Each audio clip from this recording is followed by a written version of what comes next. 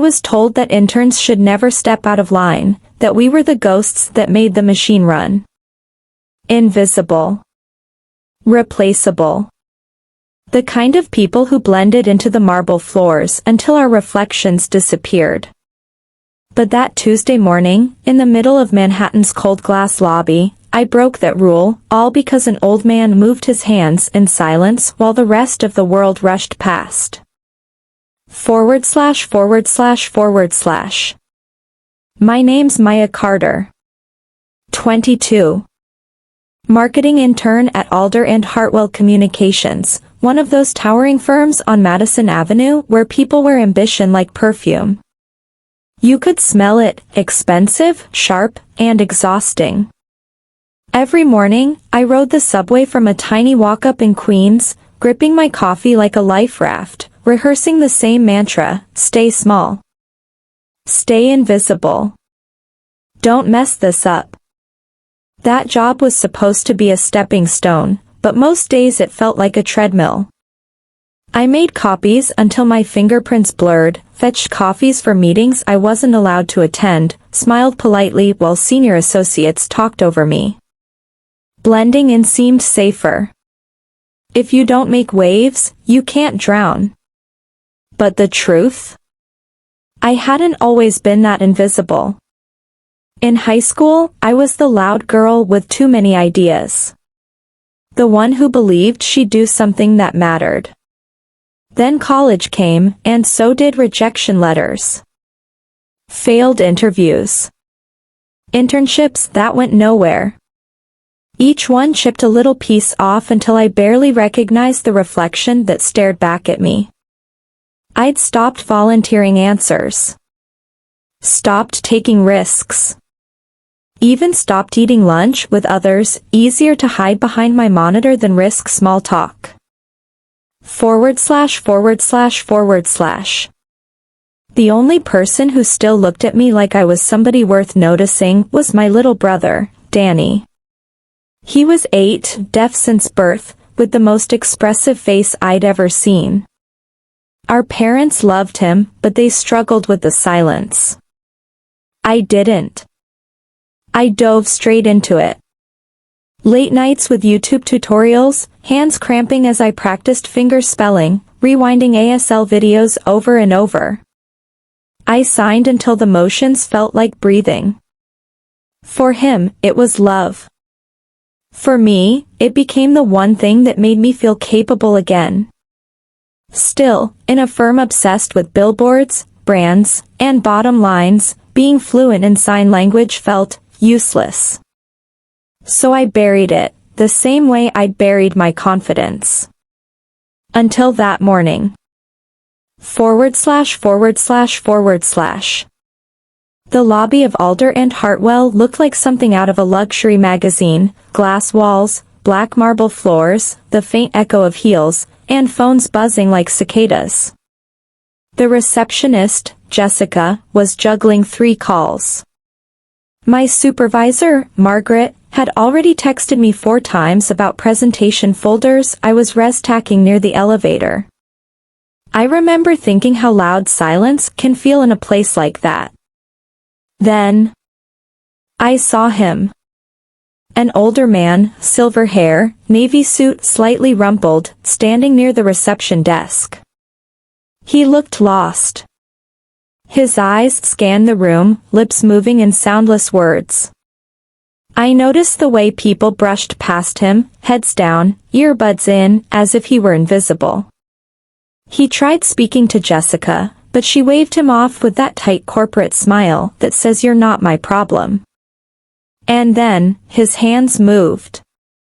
Small, deliberate gestures in the air. Hesitant but unmistakable. He was signing. My throat tightened.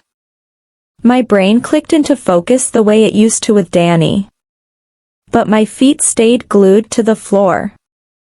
Because interns don't interfere. We assist. We obey. We disappear.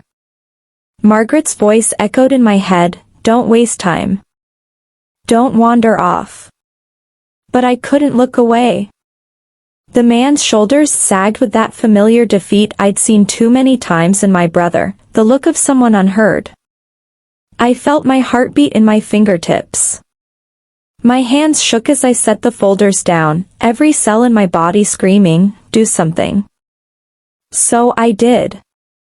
/////. I stepped forward. My palms were sweating. The marble floor felt like a stage I wasn't supposed to stand on. He noticed me. His eyes were wary at first. I lifted my hands and signed. "Hello, my name is Maya. Can I help you?" His whole face transformed, like sunlight cracking through clouds. Relief, disbelief, gratitude all at once. He signed back, fluidly, "You sign?" Thank goodness. I thought no one would understand me. I smiled. I understand. Who are you looking for? He hesitated, then signed, "My son. Michael Hartwell." The name hit me like a jolt. Michael Hartwell, the CEO. The legend. The man whose face stared out from our corporate newsletters, whose name was etched in brass behind the front desk. My boss's boss's boss. /////. You're Mr. Hartwell's father? I signed carefully. He nodded, eyes filled with pride, and something else. Sadness maybe. Yes. I know he's busy.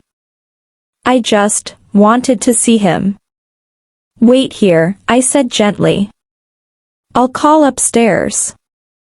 When I reached Patricia, the CEO's assistant, her voice was sharp as glass. This is Patricia, Mr. Hartwell's office. Hi, it's Maya Carter from the intern team. There's a gentleman here, he says he's Mr. Hartwell's father. Silence. Then a clipped, "Have him wait. I'll check with Mr. Hartwell." I hung up, turned back, and smiled. They're checking. Please, sit. He introduced himself as Robert. His signing was graceful, elegant, years of fluency in every movement. He told me about his life, once an architect, widowed, retired now. His late wife had taught at a school for the deaf. I listened, my hands translating, my mind quiet. The chaos of the office faded. ////. But in the mezzanine above us, someone else was watching.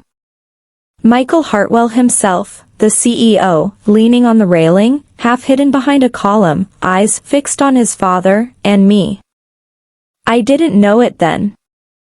I only found out later that he'd seen every second. Down below, I kept talking with Robert. I showed him the company's framed campaigns, the art wall, even the break room, my nervous tour filling the silence of waiting. My phone buzzed over and over. Margaret again, where are the updated folders? Clients are arriving soon. I ignored it. Robert's eyes sparkled like a kid's. You make this place feel alive, he signed. Those words stayed with me. But then, disaster. ////. When we came back to the lobby, Margaret was marching toward me, heels clicking like gunfire. Her face was a storm. Maya. Where have you been? Do you even understand what you've jeopardized? The client folders, the prep. Her voice cracked like a whip. Robert looked between us, uneasy. I tried to sign something reassuring, but Margaret stepped closer. Her voice dropped to a hiss. You're an intern. You make copies, not conversations. When this gets reported, don't expect me to protect you. The humiliation burned, but it didn't crush me. Not this time. Because I saw Robert's tired, kind eyes watching me, and I realized something. I hadn't wasted time. I'd done something human. Something right. Margaret grabbed my arm. Come with me. Then a calm, authoritative voice cut through the air. Actually, Margaret. I need to speak with Miss Carter first. The lobby froze. Everyone turned. It was him. Michael Hartwell, the CEO, tall, composed, standing just 10 feet away. My heart stopped. Robert's hands trembled as he signed my name. Mr. Hartwell, Margaret stammered, she was helping your. My father, he said smoothly. Yes, I know. Then his gaze flicked to me. And from what I observed, she did it beautifully. Gasps rippled across the lobby. Robert's eyes glistened. Margaret went pale. I stood frozen, unsure if this was salvation, or my end. /////. Michael crossed the marble floor slowly, each step deliberate. He crouched beside his father, and what happened next made time stop. He raised his hands. Awkwardly. Hesitantly. But unmistakably, signing. Dad. I'm sorry I kept you waiting. Robert's lips parted, trembling. You've been learning? Michael nodded. Trying. I should have done it years ago. I didn't even know you were here today, until I saw you with Maya. His voice softened. I haven't seen you smile like that in a long time. Robert's hands shook as he signed back, tears gathering in the corners of his eyes. I thought you'd forgotten how to see me. Michael's throat tightened. I never forgot. The air itself felt sacred. The entire lobby was silent, the Empire's leader on his knees, reconnecting with the father he'd neglected, through a language of hands and heart. /////. Then they embraced. Applause broke out. Quiet at first, then rising, cautious but genuine. When they pulled apart, Michael turned to me.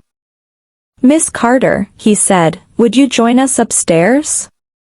Margaret opened her mouth, but Michael's tone turned crisp. That'll be all, Margaret. The elevator ride to the top floor felt unreal. I stood beside Robert, who squeezed my hand like a secret thank you. Michael said nothing, just watched the floor numbers climb. When the doors opened, his office was everything I expected, floor-to-ceiling windows over the New York skyline, mahogany desk, minimalist perfection. But it felt cold. Like success without warmth. Please, sit, he said. I perched on the edge of a leather chair, words spilling before I could stop them. Mr. Hartwell, I'm sorry. I know I overstepped. He lifted a hand. You did exactly what I wish more of my employees would do. You made my father feel welcome. Something I failed to do. Robert signed something quickly. Michael translated aloud. He says you remind him of my mother, you make people feel seen. My eyes stung. I only did what I'd want someone to do for my little brother. He's deaf, too. Michael leaned forward. That's why I asked you here. What you did today, it showed me what this company is missing. I blinked. Missing?